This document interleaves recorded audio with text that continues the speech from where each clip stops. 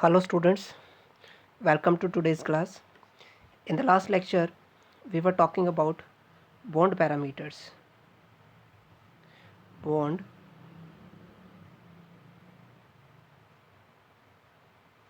parameters, right? Bond parameters में हमने कुछ बॉन्ड पैरामीटर्स की बात कर चुके हैं, जैसे bond angle we have talked. Second is your what we have done is bond angle, bond order. इन दो के बारे में हम ऑलरेडी बात कर चुके हैं. Today we will talk about the third parameter, that is your bond length.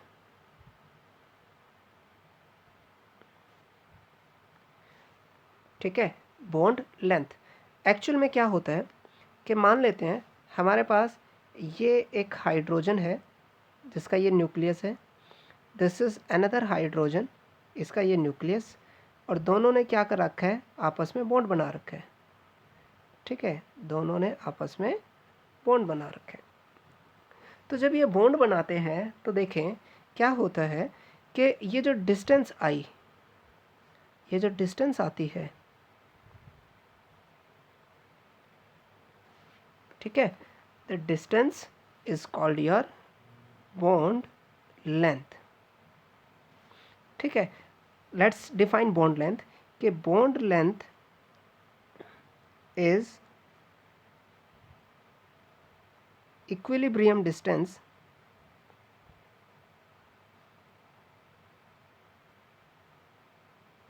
between the two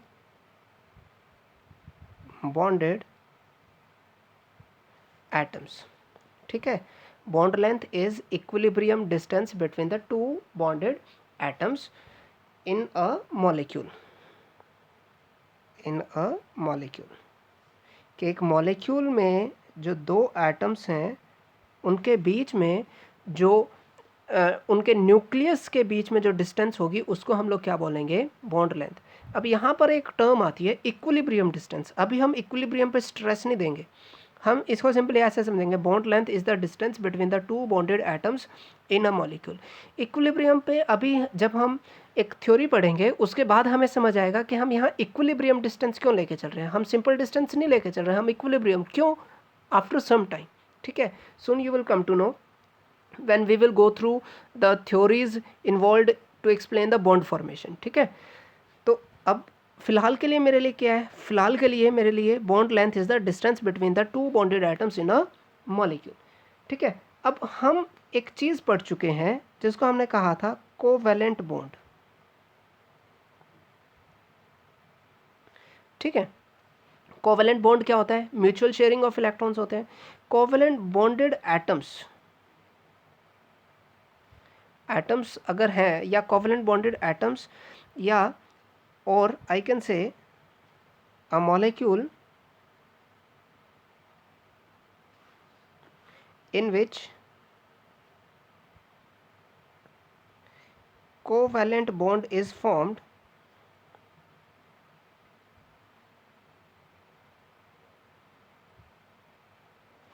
then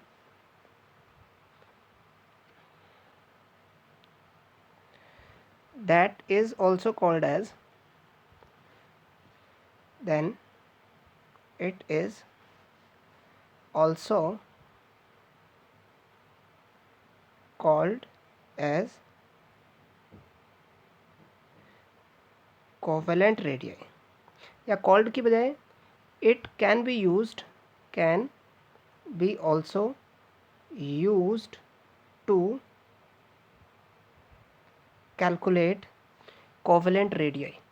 कि देखो जब हमने एटॉमिक रेडियाई पढ़ा था तो बहुत सारे बच्चों के डाउट थे कि सर कोवैलेंट रेडियाई तो अलग अलग टाइप के हैं. ठीक है, तो उसी को एक्सप्लेन करेंगे हम कि कोवैलेंट रेडियाई कैसे करना है. मान लेते हैं कि कोवैलेंट रेडियाई क्या होगी, कोवैलेंट रेडियाई होगा भाई जहाँ पर कोवैलेंट बॉन्ड बनेगा वहाँ कोवैलेंट रेडियाई होगी, जहाँ पर मेटालिक बॉन्ड बनेगा वहाँ मेटालिक रेडियाई होगी. ठीक है, तो यहाँ पर देखें आप कि मैंने क्या किया, मैंने हाइड्रोजन लिया. ठीक है, यहाँ पर मेरे पास हाइड्रोजन है, both the bonded atoms are same, तो दोनों की एटॉमिक रेडियस भी क्या होगी, सेम होगी. तो यहाँ जो बॉन्ड लेंथ होगी वहाँ से मैं एटॉमिक रेडियस जो है कैलकुलेट कर सकता हूँ। कैसे, देखें, एक्चुअल में bond length is calculated by different methods, कि हम उसको अलग अलग मेथड से क्या कर सकते हैं, कैलकुलेट कर सकते हैं। ठीक है, when bonded atoms are same, atoms are same like in H2, O2, N2। ठीक है, जब वो बिल्कुल सेम होंगे देन एटॉमिक रेडियाई या कोवेलेंट रेडियाई, एटॉमिक रेडियाई या फिर covalent radii is equal to bond length divided by 2। कैसे, देखो, मैं फिर से एग्जांपल ले रहा हूँ कि दिस इज़ द न्यूक्लियस। अब ये हमारे पास एक एटम है, ये न्यूक्लियस है, this is the another atom. यहाँ पर ये ध्यान रखना कि ये दोनों सेम है, both are same, both are same atoms. ठीक है, या तो दोनों नाइट्रोजन लो, दोनों ऑक्सीजन लो, कुछ भी है, दोनों सेम है। तो यहाँ से बॉन्ड लेंथ क्या होगी, बॉन्ड लेंथ होगी इसके न्यूक्लियस से इसके न्यूक्लियस के बीच की डिस्टेंस। ये जो डिस्टेंस है this is your bond length. लेकिन एट द सेम टाइम आपको पता है न्यूक्लियस से लेके आउटर मोस्ट तक की जो डिस्टेंस है वो रेडियस है। ऐसे ही यहाँ से यहाँ तक की जो डिस्टेंस है वो भी क्या है, रेडियस है। I can say that twice of radius is equal to bond length, या फिर radius is equal to bond length divide by 2। ठीक है, अब इस तरीके की जो चीज़ें हैं उनका यूज़ करके हम कुछ और भी कर सकते हैं। मान लेते हैं when bonded atoms are different,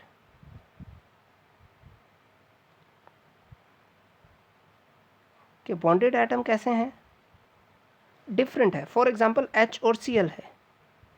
in this case we can not say that 2R is equal to, we cannot say that 2R is equal to bond length। ठीक है, नहीं कह सकते। क्यों नहीं कह सकते, because one atom will have larger radii and other will have smaller radii, कि एक की रेडियाई बड़ी होगी और दूसरे की छोटी होगी।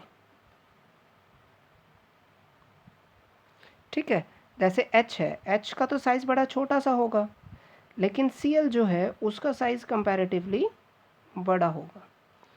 लेकिन जब इसकी भी बॉन्ड लेंथ निकालेंगे तो बॉन्ड लेंथ क्या आएगी, इसके न्यूक्लियस और इसके न्यूक्लियस के बीच की distance, this will be your bond length, this will be your bond length. तो यहाँ पर मैं कहूँगा that radius of hydrogen plus radius of chlorine, radius of hydrogen plus radius of chlorine is equal to bond length. तो यहाँ से अगर मुझे फाइंड आउट करनी है कि रेडियस ऑफ क्लोरीन क्या आएगी, वो आएगी bond length minus radius of hydrogen, कि इसको माइनस कर दूँ। अब रेडियस ऑफ हाइड्रोजन कहाँ से कैलकुलेट कर सकता हूँ मैं, रेडियस ऑफ हाइड्रोजन इस हिसाब से कैलकुलेट की जा सकती है। एग्जाम्पल अगर मैं ले लेता हूँ, एग्जाम्पल है H2। ठीक है, तो यहाँ से फ्रॉम अबोव लेट मी से this is equation 1, putting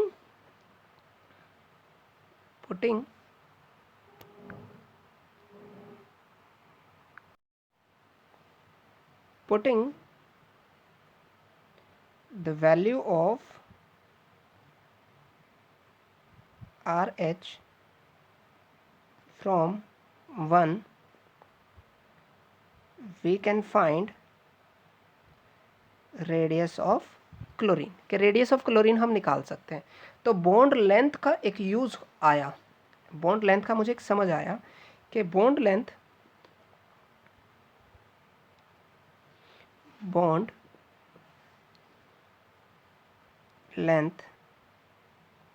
can be used to calculate the atomic radii.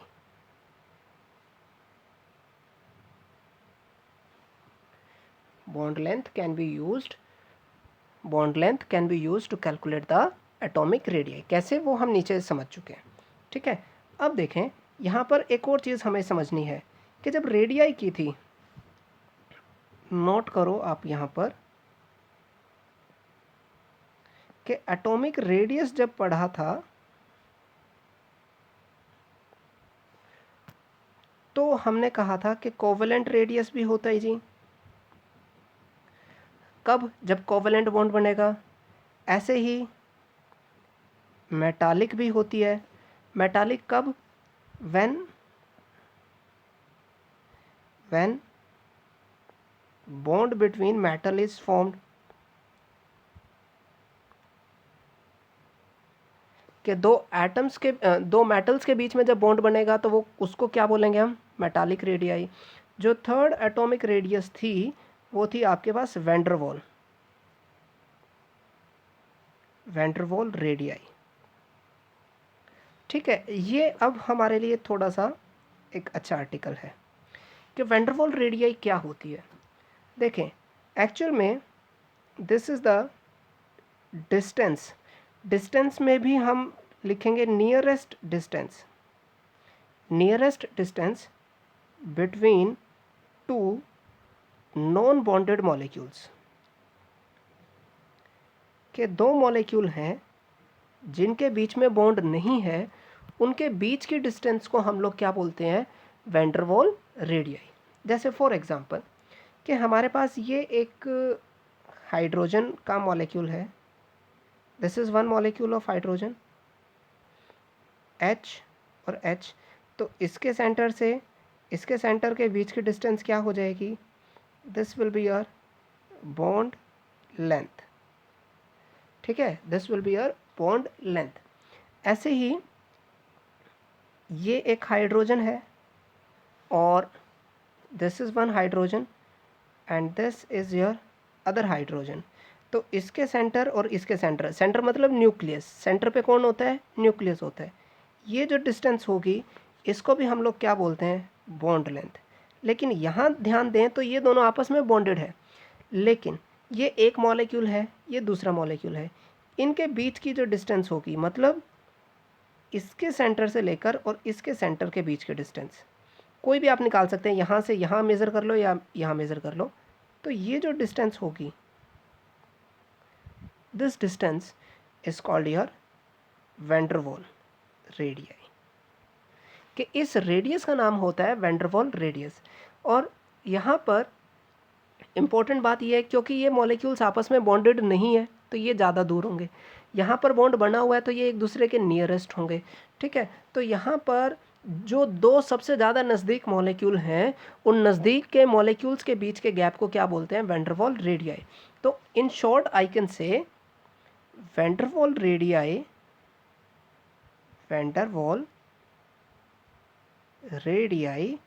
is greater than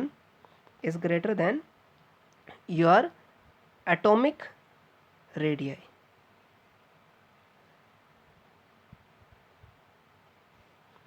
ठीक है, एटॉमिक रेडियाई से वो क्या होगा? छोटा होगा। ठीक है, so this is about your bond length. अब बॉन्ड लेंथ कुछ फैक्टर्स पे डिपेंड करती है। Factors on which bond length depends। bond length depends। पहला है size of bonded atoms. I will say कि size increase, bond length will also gets increased. कि size बड़ा होगा तो बॉन्ड लेंथ भी क्या हो जाएगी, बड़ी हो जाएगी। साइज बड़ा तो बॉन्ड लेंथ बड़ी, साइज छोटा तो बॉन्ड लेंथ छोटी। देखो ना, यहाँ पर छोटा एटम था तो बॉन्ड लेंथ छोटी हो गई। अगर मैं यहाँ पर एक और बड़ा सा क्लोरीन लगा देता तो बॉन्ड लेंथ क्या हो जाती, बड़ी हो जाती। यानी कि यहाँ पर size of bonded atom matter करता है। ऐसे ही जो दूसरा फैक्टर होता है वो होती है hybridisation.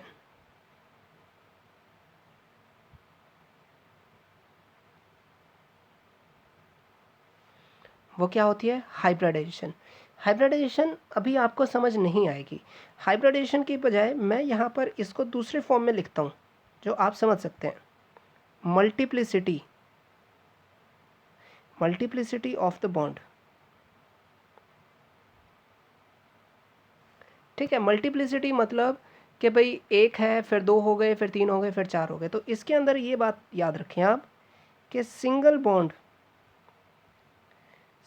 Bond length is greater than double bond, double is greater than triple bond. कि सिंगल बॉन्ड किससे बड़ा है, डबल बॉन्ड से, डबल बॉन्ड बड़ा है किससे, ट्रिपल बॉन्ड से। एक्चुअल में ये क्यों है, हम सीधा सीधा कहेंगे एज मल्टीप्लिसिटी इंक्रीजेस। ठीक है, जैसे जैसे मल्टीप्लिसिटी बढ़ेगी तो जो एटम्स हैं, atoms strongly attract each other, strongly attract each other। कि वो एक दूसरे को strongly attract कराएंगे, strongly attract कराएंगे, they come, it means they come nearer, they come nearer। कि वो एक दूसरे के क्या आ जाएंगे, क्लोज आ जाएंगे, जिससे बॉन्ड लेंथ क्या हो जाएगी, छोटी हो जाएगी। ठीक है, so this was about your bond length. Now we are moving towards next factor, that is your bond. This is my fourth bond parameter. This is your bond enthalpy.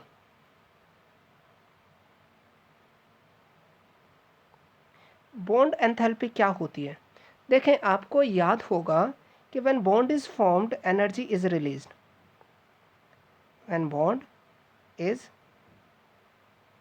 formed energy is released. कि वो energy क्या हो जाएगी, release हो जाएगी। जब bond बनेगा तो एनर्जी रिलीज होगी। सिमिलरली व्हेन बॉन्ड इज ब्रेकन, कि जब ये टूटेगा then energy is required.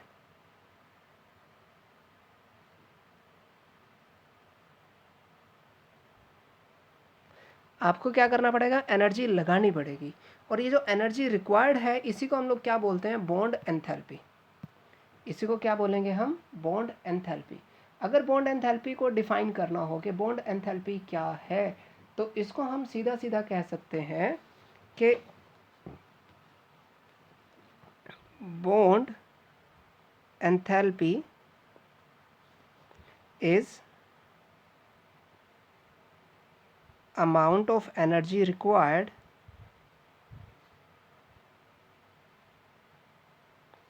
to break the 1 mole of bond। ठीक है, कि 1 मोल बॉन्ड्स हैं आपके पास, कितने हैं, 1 मोल बॉन्ड्स को तोड़ने के लिए जो एनर्जी लगेगी उस एनर्जी को हम लोग क्या बोलते हैं, bond enthalpy. That energy is called bond enthalpy. अब मुझे ये तो समझ आया कि भाई बॉन्ड तोड़ने के लिए जो एनर्जी, लेकिन क्यों एनर्जी, देखो ना कि भाई H और Cl, H Cl को अपनी तरफ खींचता है, Cl H को अपनी तरफ खींचता है। लेकिन आप क्या करना चाहते हो, आप इसको तोड़ना चाहते हो। Means you want to finish this force of attraction, कि आप इस फोर्स ऑफ अट्रैक्शन को क्या करना चाहते हो, ख़त्म करना चाहते हो। अगर इस फोर्स ऑफ अट्रैक्शन को ख़त्म करना चाहते हो तो इसका मतलब है you have to supply energy.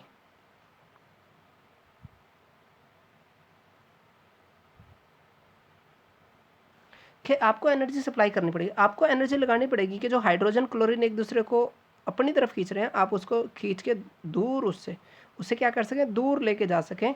तो उसके लिए आपको क्या लगेगी, एनर्जी लगेगी, and that is called your bond enthalpy. ठीक है, अब देखो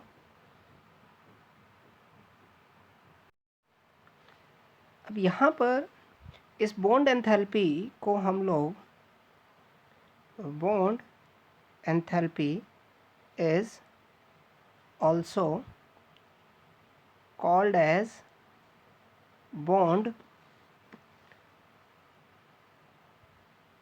dissociation enthalpy।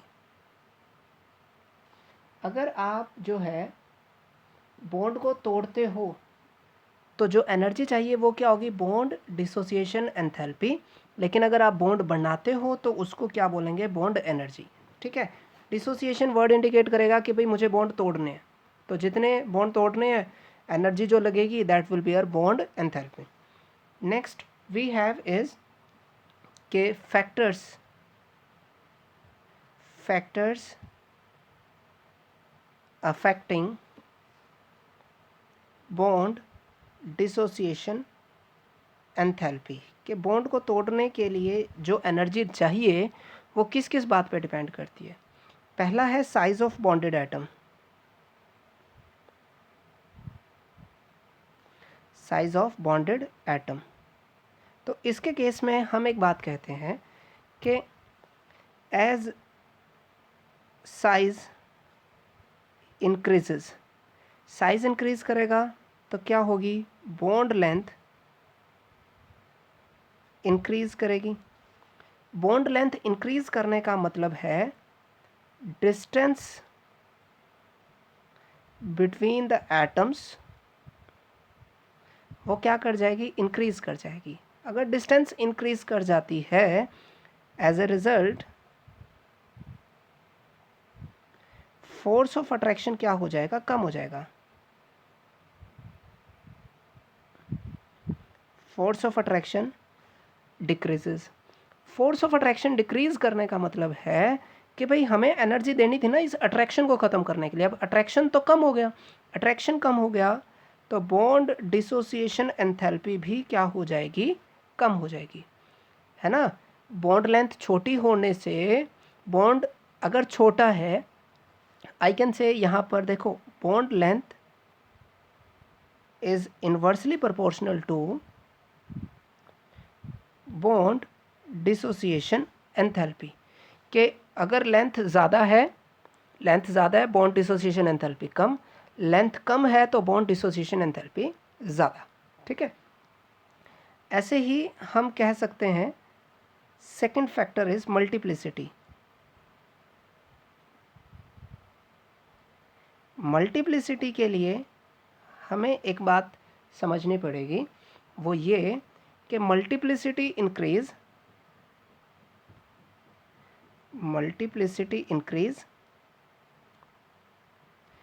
बॉन्ड लेंथ क्या करती है, डिक्रीज करती है। ठीक है, यानी कि मल्टीप्लिसिटी